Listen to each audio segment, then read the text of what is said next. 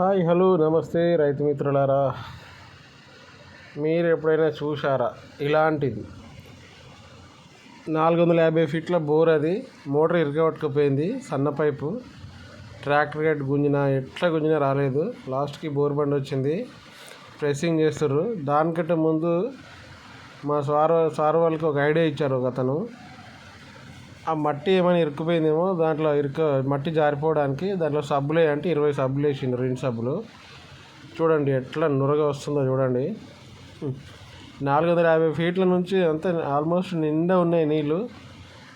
కనీసం ఒక అరగంట సేపు కూడా నురగే వస్తుంది, నీళ్ళు అయితే రాలేదు చాలాసేపటి వరకు.